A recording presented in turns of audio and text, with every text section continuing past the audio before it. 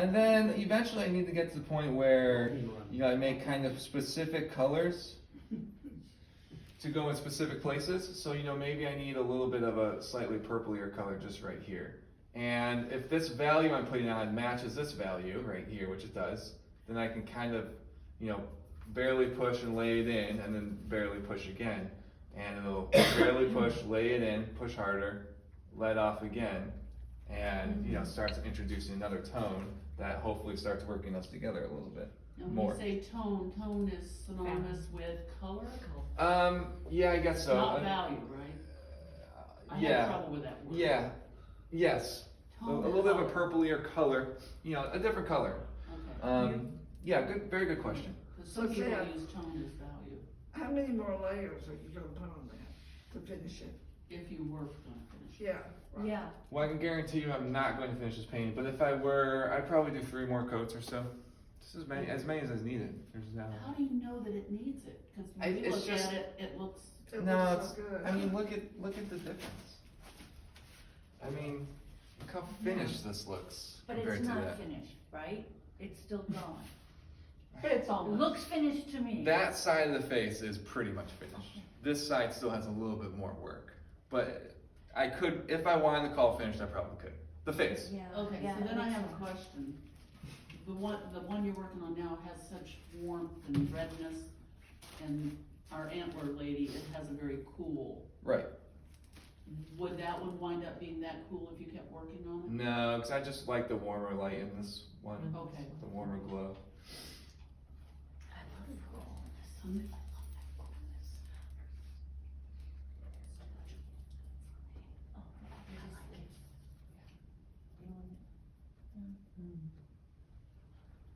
Whose dress is that, by the way? I keep looking at it. Do you own that The white one? dress? Yeah. No, that's the model's. There's a singer, I think her name's Lana Del Rey or something. I don't know who she is. Mm-hmm. But the model, she bought it in like a thrift store or something. And then a couple weeks later she saw a picture of Lana Del Rey in the same dress and she was super excited. It's a great dress to paint. That is an amazing. And I was like, who's Lana Del Rey? You did an amazing. Oh, she sings a great She didn't talk to me for a week after that. song. We don't have stuff like that. Are you like in still some using shops. your purplish color? Yep, Yeah. just the red and the yellow and the purple and the white, different amounts of each.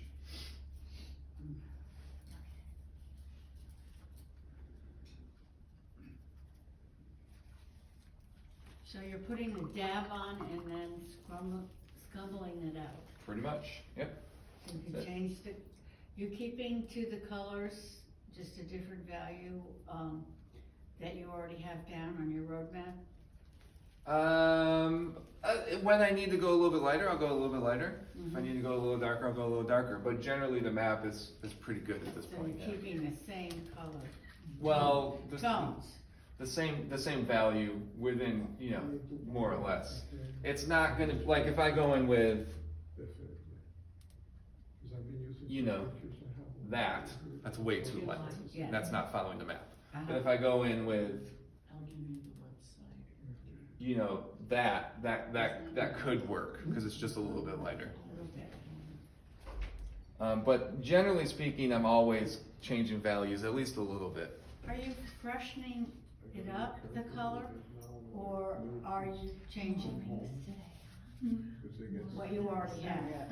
That's not my- I'm constantly just mixing more colors in there depending on where I am.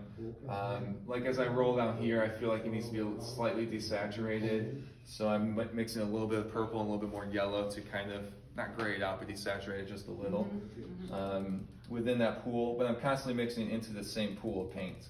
The whole time I've been painting today, it's been into the same little pool of paint. So I guess I would say I'm doing both of those things. I'm constantly remixing. By remixing, I'm refreshing the paint.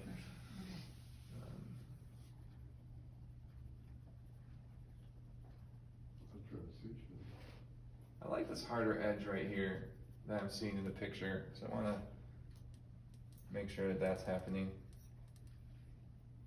Can you point it out? We can't see.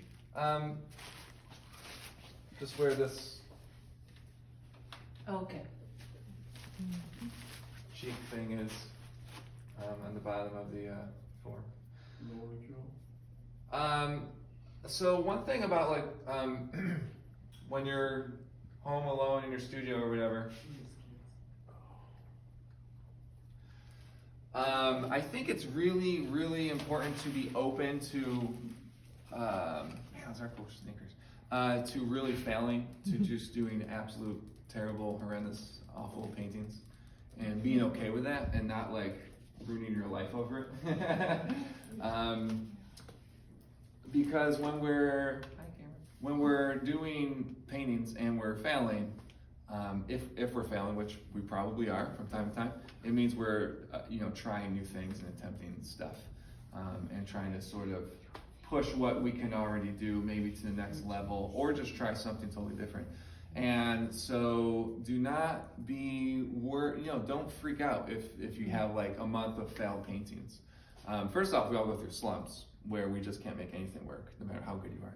Secondly, we just need to be okay with failing.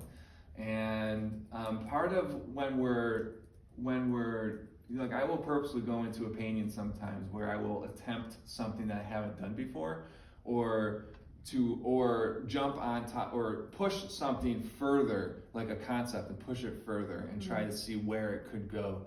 And oftentimes it doesn't work, and it takes a lot of sort of practice in figuring out how to do it before I can actually apply it, because I don't know what it is I'm applying yet. I have to figure out what that is.